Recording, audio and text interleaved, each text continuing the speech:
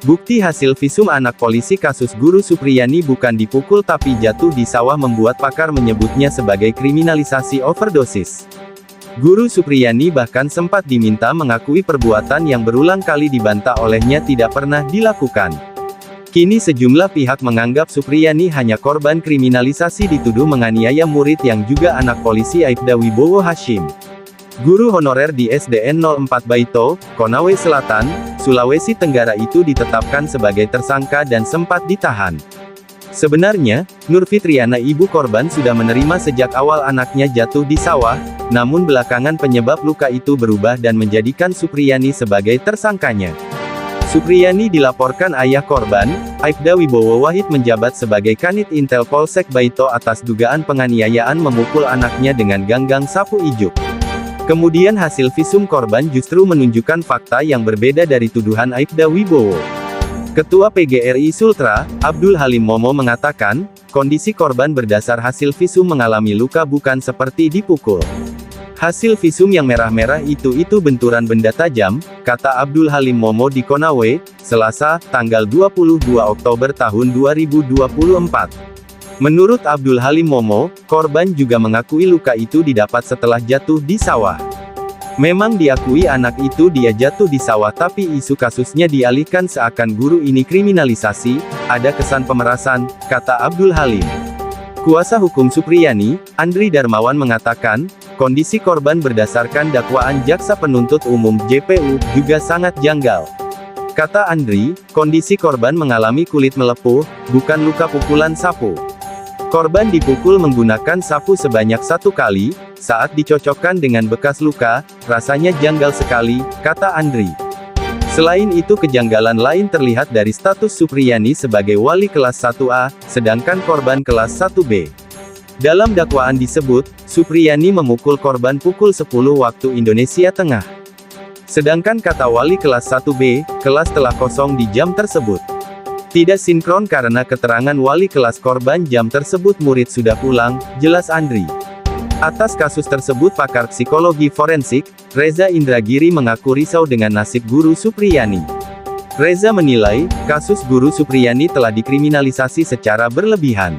Saya harus akui, saya dirisaukan oleh kesan kasus ini sudah menjadi semacam hypercriminalization, kriminalisasi yang overdosis, kata Reza di YouTube Nusantara IP, Senin, tanggal 28 Oktober tahun 2024. Reza menganggap, penahanan yang dilakukan terhadap Supriyani merupakan bentuk perlakuan yang melebihi takaran dan tidak sepatutnya dikenakan terhadap guru honorer itu.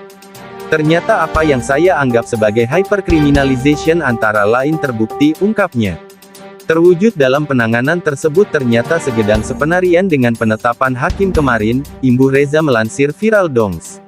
Maksud dari penetapan hakim itu yakni dikabulkannya penangguhan penahanan terhadap Supriyani. Kata Reza hal ini menunjukkan penahanan sesungguhnya tidak perlu dilakukan terhadap Supriyani. Lebih lanjut, Reza menjelaskan, hypercriminalization ini berangkat dari kecenderungan otoritas penegakan hukum yang melihat berbagai macam situasi dari kacamata pidana. Jadi mudah sekali untuk mengatakan, oh ini pelanggaran hukum, oh ini kejahatan, oh ini pelaku kejahatan, dan seterusnya, terang Reza. Terlalu mudah menggunakan kacamata pidana, imbuhnya. Padahal, menurut Reza untuk kasus-kasus yang efek pidananya relatif minor tidak perlu menempuh langkah litigasi. Litigasi adalah proses penyelesaian perkara melalui pengadilan mulai dari penyelidikan, penyidikan, penuntutan, hingga persidangan. Apalagi nanti pada penghukuman, masuk dalam lembaga pemasyarakatan, tidak harus seperti itu, papar Reza. Reza menjelaskan, ada langkah elegan yang bisa digunakan untuk menyelesaikan kasus Guru Supriyani yakni dengan restoratif justice, sebuah upaya penyelesaian hukum dengan cara kesepakatan bersama.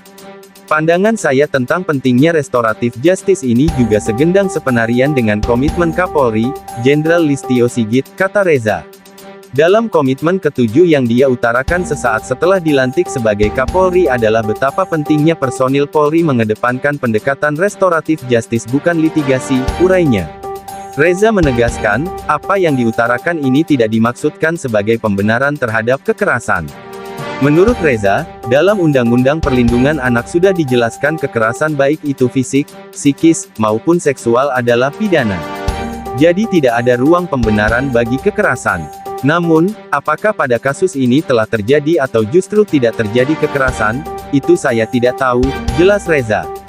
Dan sepenuhnya itu saya serahkan kepada otoritas penegakan hukum yang faktanya proses hukumnya sudah berjalan, tandasnya. Sebelumnya pada Senin tanggal 28 Oktober tahun 2024, sidang kedua kasus Guru Supriyani telah digelar di Pengadilan Negeri PN Andolo, Konawe Selatan. Penasihat hukum Supriyani, Andri Darmawan mengatakan, kasus Supriyani ini direkayasa karena ada konflik kepentingan antara pelapor dan penyidik, di mana mereka satu kantor. Kemudian ada paksaan kepada Ibu Supriyani untuk mengaku padahal dia tidak melakukan, kata Andri melansir tribunnews-sultra.com. Ada permintaan 50 juta. Jadi itu semua pelanggaran prosedur, imbuhnya. Andri juga menyebut dalam kasus ini, penyidik hanya mengacu pada 3 keterangan anak. Yang diketahui dalam KUHP keterangan anak itu tidak bisa dikategorikan sebagai keterangan saksi, jelasnya. Kalaupun ia menjadikan bukti petunjuk, penyidik tidak bisa menjadikan bukti petunjuk tapi hakim, karena itu kewenangan hakim, sambung Andri.